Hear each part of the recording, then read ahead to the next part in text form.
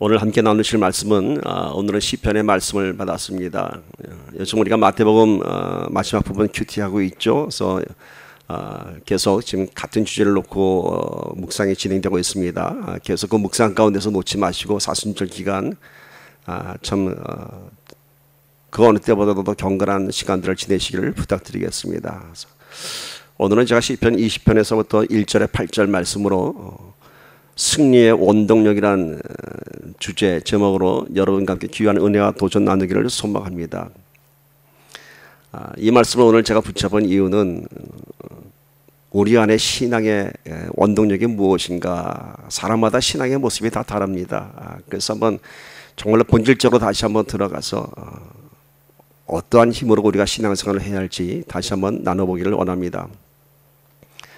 자, 말씀 나누면서 본문 말씀도 적용하겠지만 일단 시편 20편에서 1절 8절 어떤 말씀이 고백되었는지 한마음으로 합독합니다. 시작. 환난 날에 여호와께서 네게 응답하시고 야곱의 하나님의 이름이 너를 높이 드시며 성소에서 너를 도와주시고 시온에서 너를 붙드시며 내 모든 소재를 기억하시며 내 번제를 받아주시기를 원하노라. 내 마음의 소원대로 허락하시고 내 모든 계획을 이루어 주시기를 원하노라. 우리가 너의 승리로 말미암아 계가를 부르며 우리의 하나님의 이름으로 우리의 깃발을 세우리니 여호와께서 내 모든 기도를 이루어 주시기를 원하노라.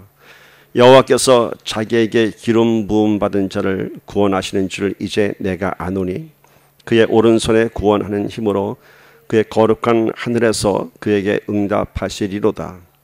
어떤 사람은 병거, 어떤 사람은 말을 의지하나 우리는 여호와 우리 하나님의 이름을 자랑하리로다. 그들은 비틀거리며 엎드러지고 우리는 일어나 바로 서도다. 아멘. 신앙생활을 하다 보면은 참 여러 가지 모습으로 신앙생활을 하는 사람들을 우리가 볼 수 있습니다. 다 종마다 다릅니다. 여러분, 성경 기록된 베드로는 어땠나요? 아주 불같은 성품이었죠. 베드로는 그 불같은 성품 그대로 예수님을 쫓았습니다. 우리의 신앙도 가만 보면은 어쩌면 성품대로 하는 것 같기도 합니다. 조용한 사람은 조용하게 신앙생활하고 정말 뜨거운 사람들은 뜨겁게 신앙생활하고 저마다 다 그 신앙의 모습이 다릅니다. 근데 시간이 많이 지나다 보면요, 그 모습이 서로 공통점이 많아집니다. 처음에 들어왔을 때는 참 뜨겁고 막 안에서 열정이 뜨거운 사람이 어느 순간인가 참 안정감을 느끼게 되고요. 참 조용했던 사람이 어느 순간에 그 안에 열정이 살아나고 그 안에서 정말 하나님을 향한 마음이 뜨겁게 불붙는 것들을 볼 수 있습니다. 이것이 뭔가요? 예배 안에서는 하나님께서 우리의 약한 부분을 세워주시고 또 우리의 거친 부분은 다스려 주십니다. 그래서 처음엔 성품적으로 신앙생활을 하는 것 같다가도 많은 시간이 지나게 되면 다 닮아갑니다. 어떻게 닮아가나요? 다 예수님 닮아갑니다. 우리 은혜선교교회 성도님들 보면 다 개성이 다 다르죠. 다 다릅니다. 그런데 지금 보면은 다 비슷합니다. 공감하십니까, 여러분? 다 예수님 닮아갑니다. 그게 저는 목회하면서 큰 기쁨입니다. 저는 오늘 이렇게 예수님 안에서 닮아가는 신앙생활을 해야 하는데 그 안에 깊이 들여다보면은 바깥에서 보이는 모습 말고 그 신앙의 본질을 들여다보면은 확연히 구분되는 두 가지 부류의 사람들을 발견할 수 있습니다. 한 부류의 사람들은 정말로 성령 충만함이 늘 넘쳐납니다. 그래서 입에서 할렐루야가 넘쳐나고 늘 감사가 넘쳐나고 늘 찬양이 끊이질 않습니다. 늘 승리하는 신앙생활을 하고 있습니다. 참 우리에게 많은 도전이 되죠.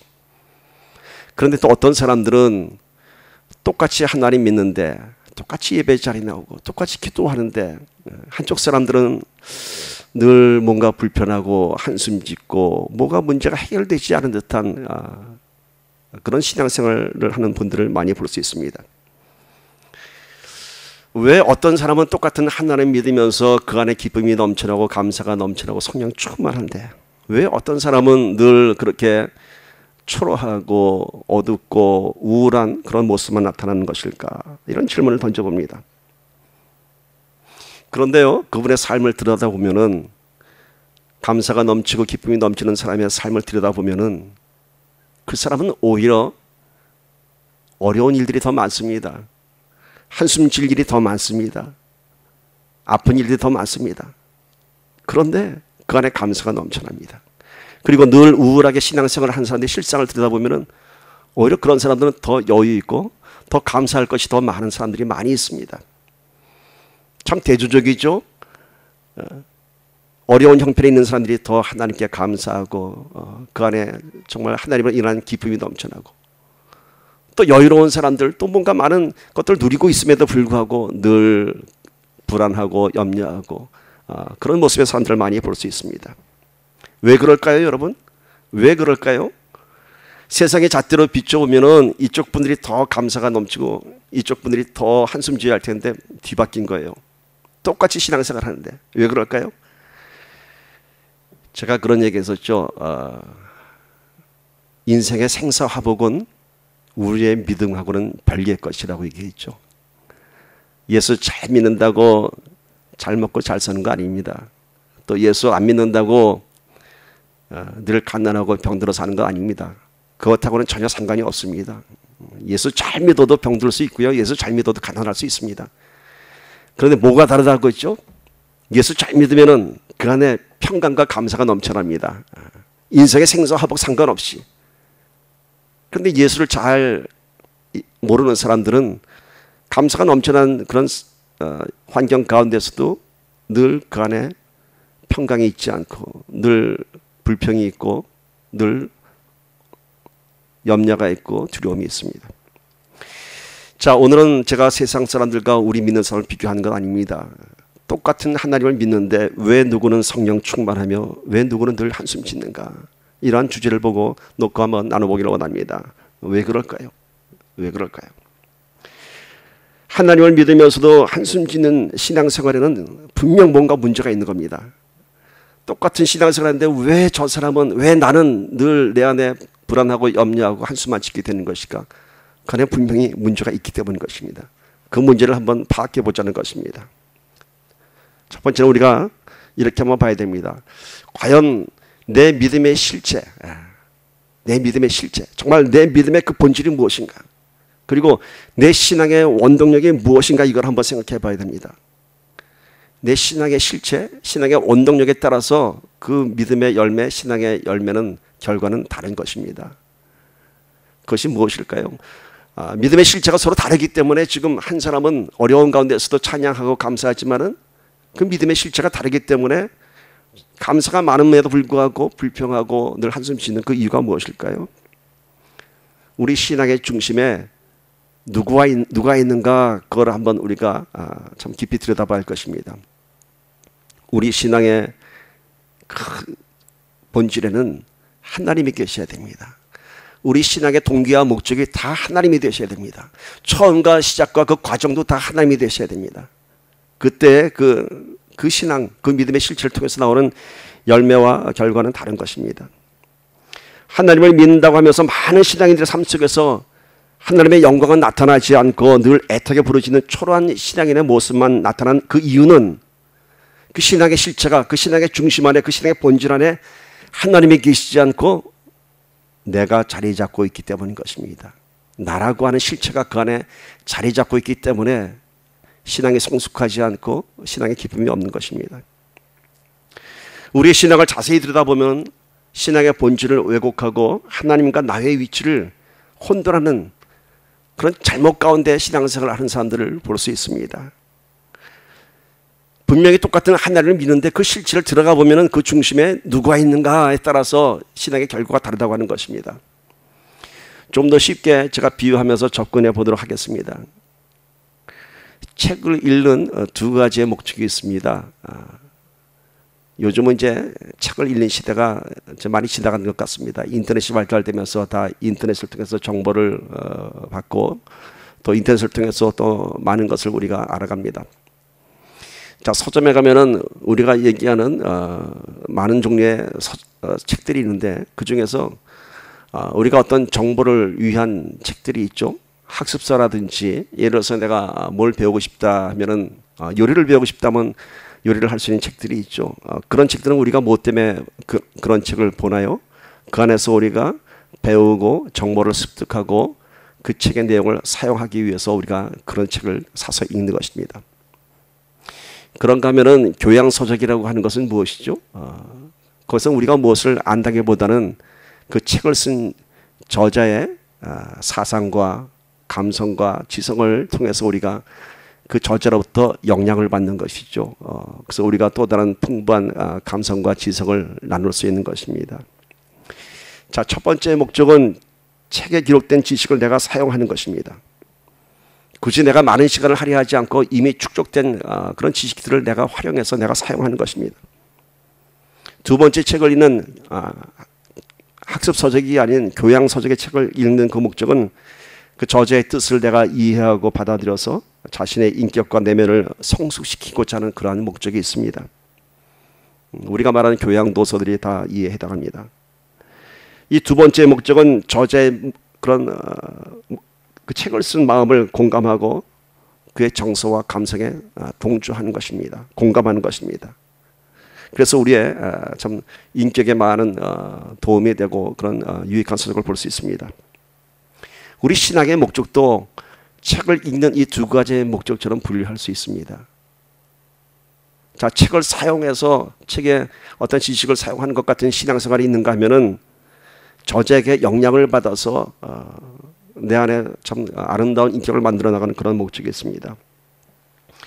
신앙의 목적이 내가 되는 것은 마치 요리책을 보고 요리하는 것처럼 어떻게 하면 하나님의 권능을 내 삶에 끌어들여서 내 인생의 문제를 해결할 것인가에 대한 신앙의 목적을 두는 것입니다. 나의 삶의 목적을 위해서 하나님을 끌어들이는 것입니다. 하나님을 내 인생의 어떠한 일회성의 목적에 사용하고자 하는 것입니다. 이런 신앙은 애당초 시작이 잘못되었기 때문에 하나님의 응답도 없고 늘 곤고한 신앙이 되고 마는 것입니다. 하나님은 결코 우리에게 이용당하시는 분이 아닙니다. 아무리 내 삶의 문제를 내려놓고 하나님께 매달리면서 울부짖어도 그 안에 우리의 동기와 목적이 하나님의 뜻과 다르다면 하나님은 응답하지 않으십니다. 우리의 신앙을 다시 한번 깊이 생각해 봅시다. 우리 신앙의 중심은 내가 아니라 하나님입니다. 우리 신앙의 목적은 나의 기쁨이 아니라 하나님의 기쁨입니다. 우리 삶의 목적은 제가 지난 수요예배 때 얘기했나요? 하나님께 위탁받은 내 인생입니다. 내 주인은 내가 아니라 하나님이십니다. 우리의 신앙을 한번 다시 한번 되돌이켜 생각해 봅시다. 하나님을 사용하는 것이 아니라 하나님의 뜻을 우리가 받아들여야 합니다. 신앙의 영적인 흐름을 설명하면 다음과 같은 단계를 설명할 수 있습니다. 신앙의 시작은 우리를 하나님께 드리는 것에서 시작합니다. 신앙의 시작은 우리를 하나님께 드리는 것을 시작합니다. 예배의 의미가 무엇인가요? serve, 하나님께 드리는 것입니다. worship service, 그렇지 않습니까? 오늘 말씀 보세요. 시편 본문 말씀에 20편 3절 4절 보도록 합시다. 자, 함께 읽어봅시다. 시작. 내 모든 소재를 기억하시며 내 번제를 받아주시기를 원하노라. 내 마음의 소원대로 허락하시고 내 모든 계획을 이루어 주시기를 원하노라. 자, 뭐라고 말합니까? 너의 모든 소재를 기억하시며 내 번제를 받아주시기를 원하노라. 우리의 예배를 기억하시고 다 받아들인다고 합니다. 그럴 때 내 마음의 소원대로 허락하시고 내 모든 계획을 이루어 주시기를 원하노라. 나를 드리는 신앙의 고백을 통해서 하나님의 은혜가 우리 안에 임하는 것입니다. 신앙의 시작은 예배를 통해서, 예배는 나를 드리는 것입니다. 나를 드리는 것을 시작해서 하나님의 은혜가 우리를 덧입는 것입니다. 그리고 하나님께 받은 그 은혜에 다시 한번 감사와 영광을 하나님께 올려드리는 것이 우리 신앙의 기본적인 사이클입니다.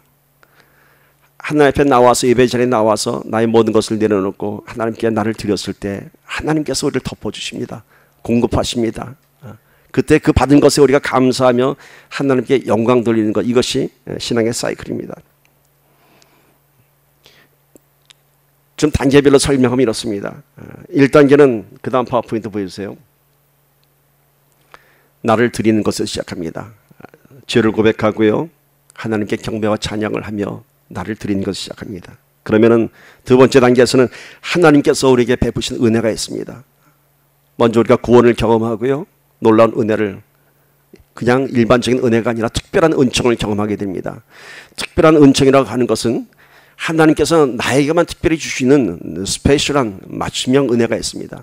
일반적인 은혜는 우리 모두가 경험하는 그런 일반적인 은혜고요, 특별 은총이라고 하는 것은 내 삶에 따른 특별한 하나님의 섭리하신 그런 은총이 있는 것입니다. 이것을 우리가 경험하게 됩니다.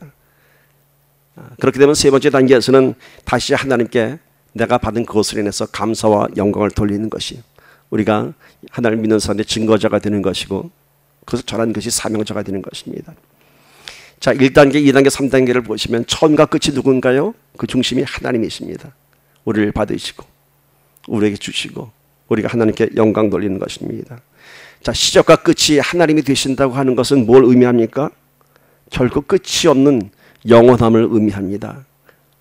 처음과 끝이 되시는 하나님, 내 삶 속에서 영원토록 주 앞에 나가는 그날까지 이 단계가 계속되어야 하는 것입니다.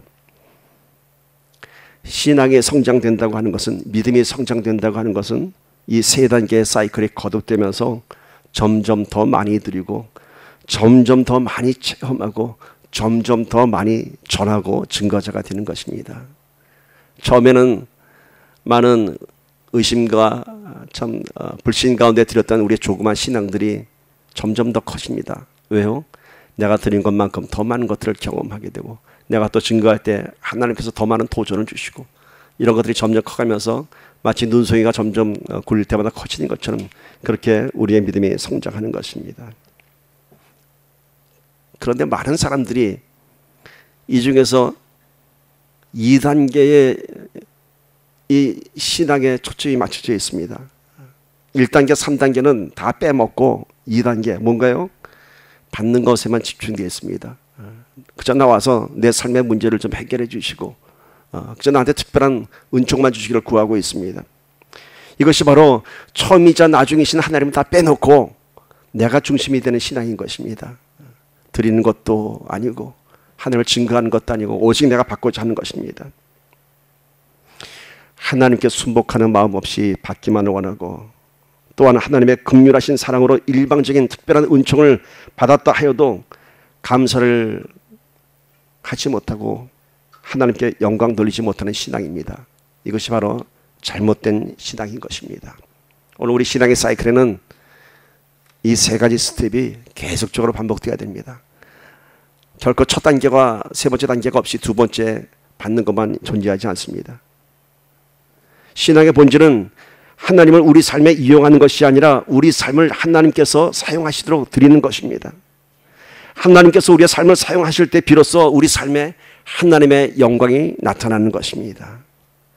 여러분, 신앙은 하나님을 사용하는 것이 아니라 하나님의 뜻을 수용하는 것입니다. 제가 아까 책을 이어 두 가지 목적을 구분했죠. 사용하는 것과 수용하는 것. 신앙은 수용하는 것입니다. 사용과 수용은 전혀 다른 것입니다. 요즘 다들 컴퓨터를 많이 하시니까 이제 좀 컴퓨터에 대한 비유를 하면 좀 더 쉬울 것 같아요. 우리가 필요한 파일을 다운받을 때가 있습니다. 그럼 그 다운받을 때 꼭 컴퓨터는 물어봅니다. 세이브 할 것인가 아니면 just open 할 것인가. 그러니까 저장해서 쓰겠느냐, 한 번만 열어보고 말겠느냐 물어봅니다. 우리가 선택을 하죠. 앞으로 두고 써야 할 파일들은 우리가 세이브합니다. 그래서 필요할 때마다 그것을 열어서 우리가 사용하죠.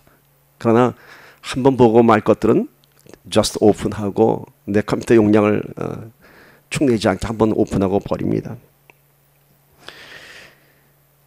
저장하는 이유는 앞으로도 필요한 파일이기 때문에 저장하는 것이고, 실행만 하는 이유는 한 번만 사용하고 버리는 것처럼 우리 신앙에 있어서도 가장 큰 오류를 범하는 것이 바로 이런 부분인 것입니다. 하나님의 은혜를 그저 일회성의 용도로 사용하고 버리는 것입니다. 하나님이 필요할 때만 구하는 신앙이 아니라 우리는 하나님의 뜻을 저장하고 받아들이고 그 뜻에 따라 살아가는 그런 신앙인이 되어야 하는 것입니다. 신앙은 우리의 영적인 생명력입니다. 뿌리를 내리고 장성해야 합니다. 한 번의 은혜로 하나님 감사합니다 끝나는 것이 아니라 그 은혜가 내 속에 저장되어야 하는 것입니다. 그것이 내 신앙의 큰 힘, 오늘 승리의 원동력이 되는 것입니다. 이렇게 한번 저장된 영적인 프로그램은요, 우리가 어떤 문제를 당할 때마다 자동적으로 실행이 됩니다. 문제가 발생할 때마다 신앙으로 대처하는 능력이 우리 안에 생겨지는 것입니다.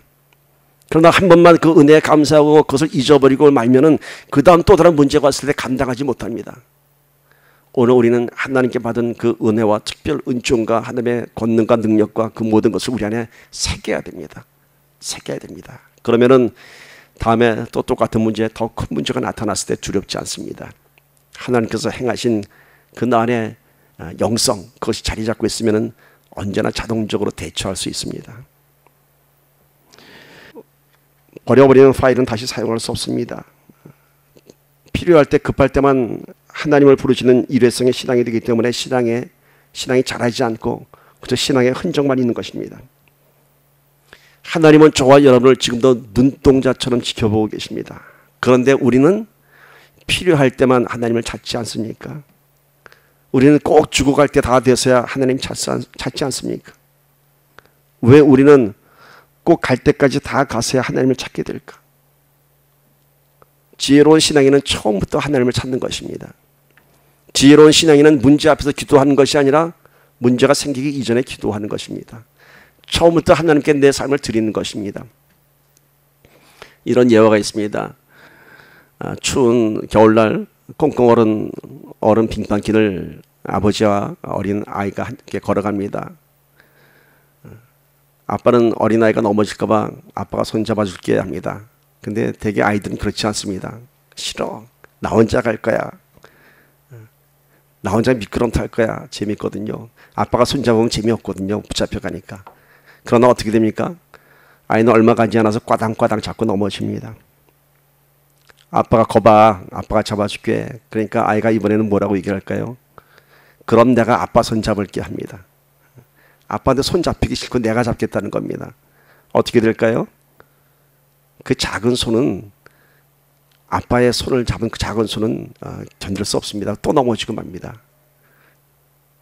그때 아빠가 손을 냅니다. 손을 꾹 잡아주면서 그 큰 손을 꾹 잡아주면서 거봐. 아빠가 잡아줘야 안 넘어지는 거야. 그렇습니다. 아빠가 잡아주면은 안 넘어집니다. 아빠의 그 큰 손, 큰 힘이 안 잡아주는 것입니다. 신앙생활은 나 혼자 가는 것이 아니라 내가 주님을 붙잡는 것이 아니라 어떻게 해요? 내가 주님에 붙잡혀야 합니다. 주님께서 우리의 손을 잡아줘야 합니다. 그런데 우리는 내가 잡으려고 합니다. 내가 할게요. 내가. 우리는 어떻게 해서든지 내가 내 힘으로 살아보려고 합니다. 발버둥칩니다. 그게 뭔가요? 참 가장 강한 자존심이죠. 우리가 갖고 있는 자존심 중에 가장 강한 자존심 뭔지 압니까, 여러분? 부부관계의 자존심, 직장에서 만나는 사람과 자존심 아니요. 가장 강한 자존심은 하나님과의 관계에서 자존심입니다. 왜 하나님 앞에서 그렇게 우리는 세인지 모르겠어요. 죽을 때까지 가서야 몇 번 넘어지고 나서야 아빠에게 손을 맡기는 아이처럼 우리는 자존심이 너무 강합니다. 그게 뭔가요? 자유의지가 나온 가장 큰 부작용입니다. 내가 중심이기 때문인 것입니다. 오늘 다시 한번 우리의 신앙이 내가 아닌 하나님께 붙잡히는 자가 되기를 축복합니다. 내가 넘어질 때 하나님께서 잡아 끌어올리십니다. 그 강한 손이 우리를 붙잡아 주십니다. 그때 우리는 두려움 없이 갈 수 있는 것입니다. 오늘 말씀에 보면 이런 말씀이 있습니다. 시편 20편 7절 오늘 본문 말씀입니다.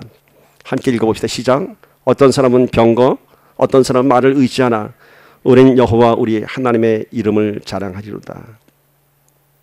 요즘 말로 바꾸자면 이런 겁니다. 어떤 사람은 자기의 학력과 재산과 권력을 의지하지만은 우리는 하나님의 이름을 자랑하리로다. 어떤 사람은 병거, 어떤 사람은 말을 의지하나. 이 당시에는요, 좋은 말을 갖고 있는 게 큰 자랑이었습니다. 솔로몬이 하나님 앞에 범죄한 것 중에 하나가 뭔지 아세요? 말을 콜렉션했어요. 요즘으로 치면 좋은 자동차, 좋은 고급 승용차를 이렇게 콜렉션하는 거랑 마찬가지입니다. 그러니까 오늘 어떤 사람은 병거, 좋은 그 술에, 어떤 사람은 말을 의지하나. 그러니까 어떤 사람은 좋은 차 타고 다닌다고 자랑하지만은 나는 오늘 여호와 하나님의 이름을 자랑하리로다. 내가 가진 것으로 세상을 살다 보면은 넘어지게 되어 있습니다. 내가 가진 것으로 자랑하다 보면은 하나님 붙잡을 수 없습니다. 오늘 말씀에 어떤 사람들은 병거, 어떤 사람은 말을 의지하지만 나는 오직 여호와 하나님의 이름을 자랑하리로다 얘기합니다. 왜요? 말을 자랑하고 병거를 자랑하다 보면은 그 자랑 얼마 가지 못합니다. 또 더 큰 말, 더 좋은 말 갖고 싶고 더 큰 병거 갖고 싶습니다. 그게 우리 실상입니다. 그러나 무한하신 하나님의 이름을 자랑하면은요, 하나님께서 우리의 채우시는 풍성함이 있는 것입니다. 말을 자랑하고 병거를 자랑하는 그 결과가 어떻게 된다고요? 오늘 시편 20편 8절에 이렇게 기록합니다. 그들은 비틀거리며 넘어 엎드러지고 우리는 일어나 바로 서도다. 말을 자랑하다 보면은 병거를 자랑하다 보면 결국 넘어지고 비틀거린답니다. 그러나 우리는 일어나 바로 서도다. 세상의 것으로 살아가는 것이 아니라 어떻게 해서든 내 힘으로 살아가는 것이 아니라 하나님의 이름으로 살아가야 합니다. 그래야 넘어지지 않고 일어설 수 있고 승리할 수 있습니다. 싸움도 그렇습니다, 여러분. 이런 영적인 싸움에서 내 힘으로 싸우면 이길 수 없습니다. 삶의 문제를 대처할 수 없습니다. 그러나 하나님의 것으로 싸우면 언제나 승리할 수 있습니다. 하나님의 것으로 싸우면 내가 싸우면 지지만은 하나님이 싸워주시면 언제나 이깁니다. 오늘 본문 시편 20편 5절 말씀에 이렇게 기록되었습니다. 함께 읽습니다. 시작. 우리가 너의 승리로 말미암아 개간을 부리며 우리 하나님의 이름으로 우리의 깃발을 세우리니 여호와께서 내 모든 기도를 이루어 주시기를 원하노라. 아멘. 하나님의 이름을 붙잡으면은 그 승리의 깃발을 날릴 수 있는 것입니다. 여호와께서 우리의 모든 기도를 이루어 주신다고 합니다. 승리를 주신 하나님이십니다. 우리에게 어떤 승리를 주시나요? 첫 번째는 사망으로부터의 승리를 주십니다. 오늘 말씀 주제가 승리의 원동력입니다. 어떠한 승리를 우리가 이룰 수 있나요? 하나님이 내 신앙의 중심이 되시면은, 내 원동력이 하나님이 되시면 우리가 거둘 수 있는 승리가 무엇인가요? 첫 번째는 가장 큰 승리가 사망으로부터의 승리인 것입니다. 고린도서 15장 55절 57절 사망아 너의 승리가 어디 있느냐? 사망아 내가 쏘는 것이 어디 있느냐? 사망에 쏘는 것은 죄요, 죄의 권능은 율법이라. 우리 주 예수 그리스도로 말미암아 우리에게 승리를 주시는 하나님께 감사하노니. 자, 예수 그리스도로 말미암아 우리에게 승리를 주신 하나님께 감사한다고 합니다. 예수 그리스도로 말미암아 사망아 네가 어디 있냐? 승리는 예수 그리스도 이름 안에 있는 것입니다. 사망으로부터 승리하는 것입니다. 부활하셨습니다. 구원이 우리 안에 임했습니다. 그것이 바로 영원한 사망으로부터 영원한 생명으로의 승리인 것입니다. 여러분, 세상 모든 것을 다 얻었다 해도 그 인생 안에 예수님이 없으면 그거는 죽은 인생, 실패한 인생입니다. 그러나 내 인생의 모든 것을 다 잃었다 하더라도 그 안에 예수님이 계시면 분명 승리한 것입니다. 승리한 것입니다. 오늘 시편 20편 6절에 이렇게 기록됐습니다. 여호와께서 자기에게 기름 부음 받은 자를 구원하시는 줄 이제 내가 아노니 그의 오른손에 구원하는 힘으로 그의 거룩한 하늘에서 그에게 응답하시리로다. 구원하신 줄을 내가 아노니. 오늘 다윗의 고백입니다. 자기가 기름 부음 받은 이스라엘의 왕입니다. 하나님께 기름 부음 받은 왕입니다. 하나님이 나를 구원하실 것을 알고 있습니다. 오늘 우리 예수를 영접한 우리가 바로 기름 부음 받은 하나님의 자녀입니다. 누가 우리 아버지라고요? 하나님이 우리 아버지입니다. 무엇이 두렵습니까? 우리가 승리의 깃발을 주시는 하나님이십니다. 두 번째는 사망으로부터의 승리, 죽음으로부터의 승리, 이제 두 번째는 세상으로부터의 승리입니다. 구원은 영원한 나라에 가기 이전에 이 땅에서 먼저 구원이 선포됩니다. 보세요. 시편 20편 오늘 본 말씀 1절 2절 봅시다. 환난 날에 여호와께서 내게 응답하시고 야곱의 하나님의 이름이 너를 높이 드시며 성소에서 너를 도와시고 시온에서 너를 붙드시며. 여러분, 환난 날에 여호와께서 내게 응답하시고 인생의 환난 가운데 하나님께서 우리를 붙잡아 주십니다. 너를 성소에서 너를 도와시고 이 예배의 자리에서 우리를 도와주시고 하나님의 거룩한 땅에서 우리를 붙드신다고 합니다. 힘들고 험한 인생살이를 살아갔지만은 우리 하나님께서 우리를 응답하시고 환난 날에 우리를 건져내신다고 합니다. 이 환난에 대한 승리는 두 가지 승리가 있습니다. 첫 번째는 하나님께서 우리 삶 속에 직접적인 개입을 통해서 우리를 승리하게 하십니다. 아마도 우리가 가장 원하는 그러한 승리인지 모르겠습니다. 세상은 안 된다고 하지만 하나님께서 개입하시면 우리가 승리할 수 있는 이런 것들 우리가 경험할 수 있습니다. 세상의 상식을 초월한 하나님의 방법이 동원됩니다. 기적의 현장이 우리 삶 속에서 나타납니다. 성경에는 이런 사건들이 수도 없이 많이 기록되어 있습니다. 그것이 성경에만 기록된 것이 아니라 지금 우리 삶 속에서도 얼마든지 이것이 나타날 수 있습니다. 하나님께서 이루시는 승리의 역사입니다. 그런데 승리는 꼭 이러한 승리만 있는 것이 아닙니다. 이렇게 모든 우리 삶의 문제에서 하나님께서 직접적으로 개입하셔서 참 초자연적인 그런 능력을 보여주시면 얼마나 좋겠습니까? 이러한 승리만 있는 것이 아니라 두 번째 승리는 세상의 환난으로부터 영적인 승리를 거두게 하십니다. 때로는 하나님께서 개입하셨지만 우리의 삶의 문제가 해결되지 않을 때가 있습니다. 그렇게 간절히 기도했지만은 여전히 내 삶의 문제는 해결되지 않고 더 어려워질 수 있습니다. 그런데 이때에 하나님을 원망하는 것이 아니라 하나님 어디 계신가요가 아니라 이때 우리가 깨닫게 되는 하나님의 크고 놀라운 비밀이 있습니다. 크고 놀라운 비밀이 있습니다. 왜요? 내 환경은 변함이 없어도 더 어려워졌어도 이 어려운 환경을 이길 수 있는 믿음이 내 안에 자라나는 것입니다. 그리 아니하실지라도 하나님 내가 이겨나갈 수 있습니다 하는 믿음을 주시는 것입니다. 그것이 바로 두 번째 승리인 것입니다. 어떤 승리가 더 값어치 있을까요? 우리는 물론 첫 번째 승리를 참 원하죠. 그렇게 하나님께 영광 돌리기를 원하죠. 제가 언젠가 얘기했죠. 우리가 하나님의 기적을 경험하면서 하나님께 영광 돌린다고 세상은 변하지 않는다고 했습니다. 내가 하나님께 축복받은 걸로 인해서 세상은 변하지 않습니다. 그러나 내가 여전히 내 삶의 문제가 곤고하고 더 어려운 환경에 빠졌음에도 불구하고 내가 믿음으로 이겨나가는 평강이 내 삶 속에 가득 찰 때 그때 세상은 변한다고 했습니다. 이것이 더 귀한 영적인 승리인 것입니다.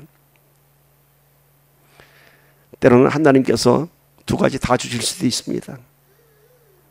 어떤 아이에게 너 10불짜리 가질래? 100불짜리 가질래? 하고 물어보니까요. 어떤 아이는 100불 하는 아이 있습니다. 또 어떤 아이는 야 요거 뭐가 꽁수가 있겠는데 10불 하는 애 있습니다. 또 어떤 애는 나 두 개 다 줘요. 그런 아이들이 있습니다. 오늘 우리는 하나님께서 100불과 10불을 놓고 있다면 우리는 어떤 대답을 할까요, 여러분? 솔직히 얘기하면 두 개 다 주세요죠. 두 개 다 주세요. 두 개 다 안 줄 수도 있습니다. 중요한 건 하나님께서 나를 타치하셨다는 사실입니다. 두 개 다 안 받아도 믿음으로 승리하기를 축복합니다. 오늘 우리들 삶이 많이 힘드십니까, 여러분? 여전히 나는 응답되지 않고 많이 아픕니까? 그것은요, 여러분의 삶이 많이 아픈 만큼 하늘나라의 상급이 그만큼 쌓여가는 겁니다. 응답이 안 됐다고 힘들어하지 마시고요. 된 시간이 길면 길어갈수록 그 긴 시간 속에서 하나님을 신뢰하는 믿음이 점점 더 길어질수록 여러분의 상급이 커갑니다. 이 세상의 것으로 우리의 삶을 평가하면 어쩌면 불공평할 수도 있습니다. 예수 잘 믿는데 왜 저럴까라고 섭섭한 생각도 들겠지만은 영원한 날에서 평가받을 생각을 하면은 오히려 우리의 마음이 더 뿌듯해지기를 바랍니다.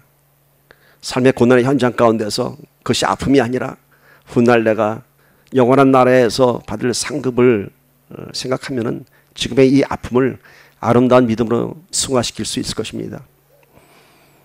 제가 천국 환영식 얘기했죠. 천국 환영식에 갔더니 뭐라고 얘기한다고 그랬죠? 이 사람은 하나님의 놀라운 축복으로 세상에서 겨우 30년만 살다 일찍 왔습니다. 막 부러워합니다. 그 다음 사람 들어오니까 이 사람은 힘들게도 세상에서 100년 동안이나 살다 왔습니다. 참 위로합시다. 세상에서는 안 그렇잖아요. 30살에 죽으면 뭐라 그래요? 요절했다 그러고 참 안 됐다 그러죠. 100살에 죽으면 장수했다 그러죠. 하늘에서 평가는 다른 거예요. 일찍 왔다고 축복이라 그러고 늦게 왔다고 어떻게 힘든 세상에 잘 살다 왔냐고. 우리가 이 땅에 살아가는 동안 십자가의 삶을 살아가면은 천국 갔을 때 큰 환영받을 것입니다. 힘든 가운데서도 십자가의 삶을 승리하다 들어왔습니다.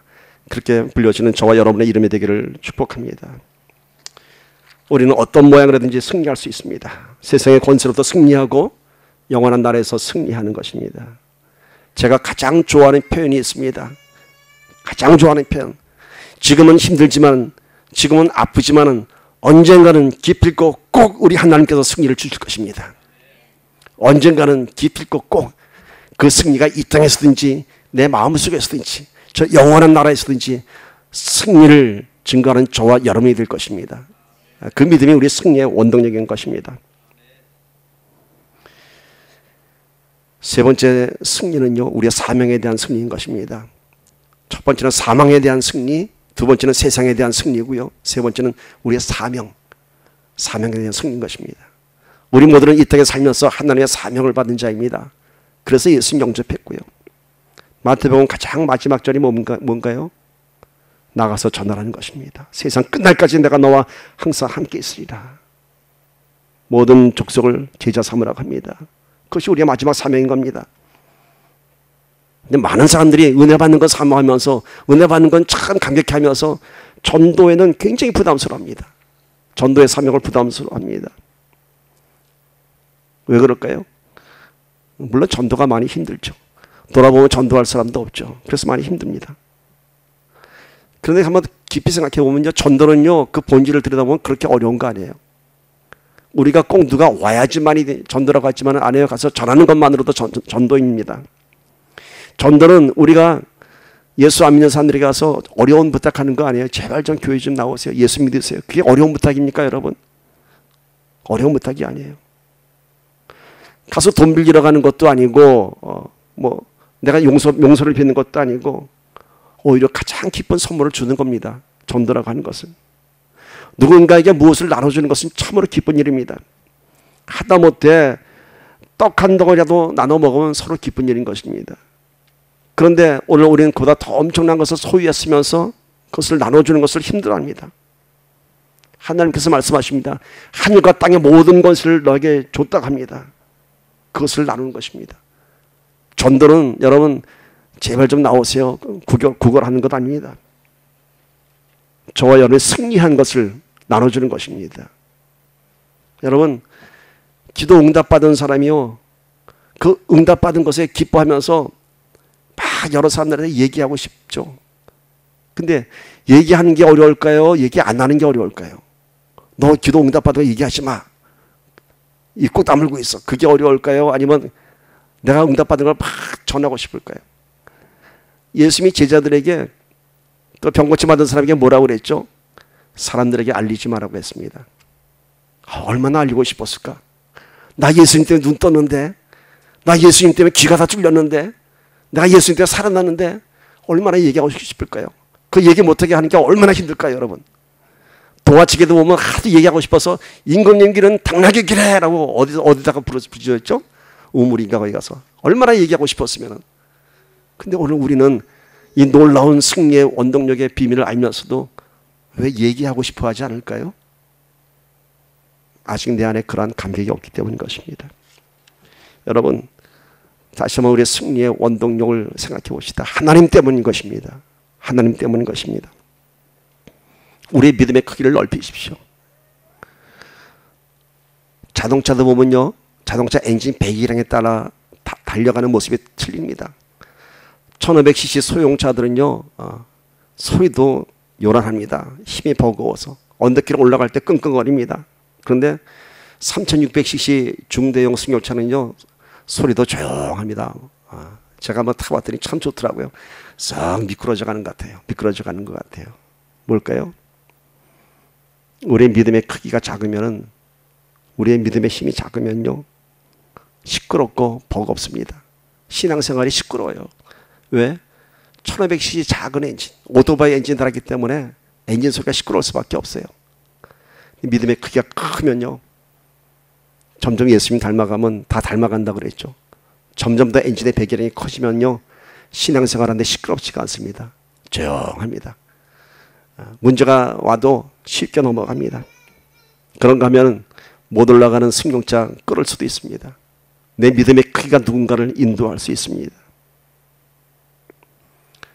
우리가 한숨 짓는 신앙인이 되는 것은 하나님을 믿는데 그 안에 엔진이 다른 것이든지 내가 그 엔진이 됐든지 아니면은 하나님 엔진을 달긴 달았는데 그 믿음의 크기가 작아서 겨우 1500cc 기름만 넣고 달려가는 것이 아닌지 모르겠습니다. 여러분, 믿음으로 인생의 생사화복을 다스린 것이 아닙니다. 믿음으로 생사화복을 평안하게 하라는 것입니다. 믿음 안의 평강이 인생의 생사화복보다 더 크기 때문인 것입니다. 우리 안에 믿음의 배기량이 커지면은 인생의 생사화복을 다스릴 수 있습니다. 평강으로. 승리의 원동력이 누구라고요? 내가 아닌 하나님입니다. 그리고 그 믿음의 크기가 커져야 합니다. 내 힘이 아닌 성령의 능력입니다. 그래서 힘도 아닌 능도 아닌 오직 성령으로 이룰 수 있다고 합니다. 오늘 말씀 마무리하겠습니다.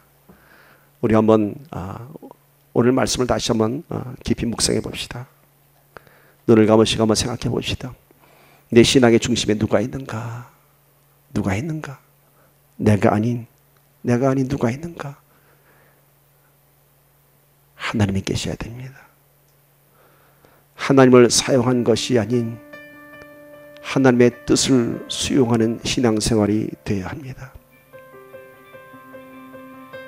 내가 하나님을 붙잡는 것이 아니라 내가 내 손을 하나님께 내가 싸우면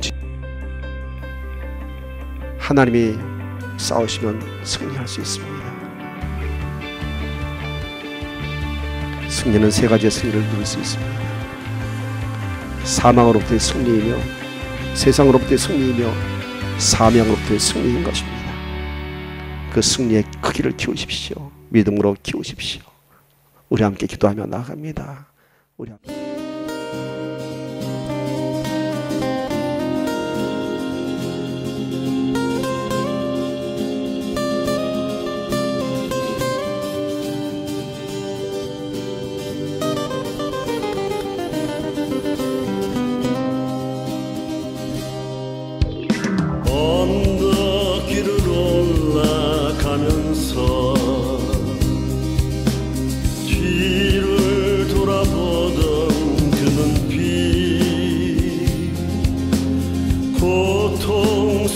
감춰진 사랑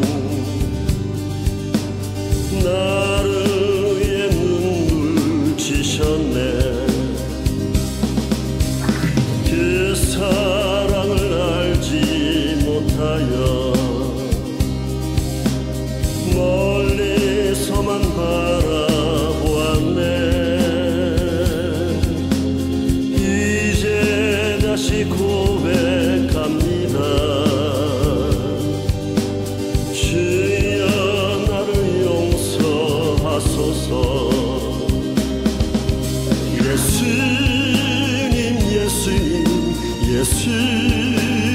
예수님 그 이름이 나를 구원했네.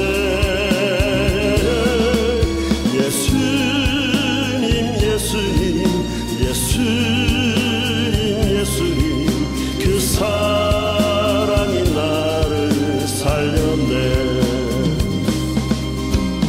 홀로 걷던 이 길 끝에서 나를 기다려준 그 사랑 외로움과 고통 속에서